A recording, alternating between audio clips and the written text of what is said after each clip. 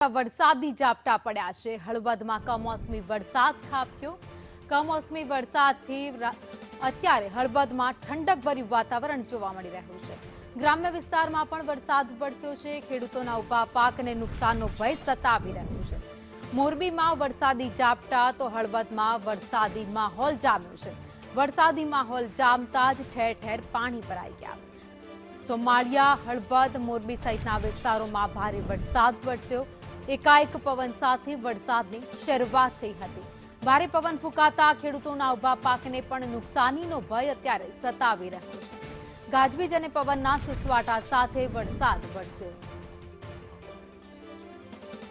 તો રાજ્યમાં વાદળછાયું વાતાવરણ, ઠેર ઠેર વરસાદી માહોલ જોવા મળી રહ્યો છે। વાત મોરબીની કરીએ, જ્યાં મોરબી જિલ્લામાં વાતાવરણમાં ઠંડક પ્રસરી ગઈ છે, કારણ કે વહેલી સવારે વાદળછાયું વાતાવરણ હતું અને ત્યારબાદ વરસાદની શરૂઆત થઈ। જોકે હવામાન વિભાગ તરફથી આગાહી કરવામાં આવી છે કે આગામી 3 થી 4 દિવસ હજુ પણ આવો જ માહોલ જોવા મળશે। જોકે બીજી બાજુ ચિંતા ખેડૂતોને સતાવી રહી છે, કારણ કે વરસાદ વરસતા જે તૈયાર પાક હતો એ બગડી જાય તેવી શક્યતાઓ સેવાઈ રહી છે। હજુ પણ કેટલાક વિસ્તારોમાં કાળા ડિબાંગ વાદળો છવાયેલા છે। પશ્ચિમી વિક્ષેપ અત્યારે સક્રિય થયું છે, જેના કારણે વરસાદી માહોલ સર્જાયો છે।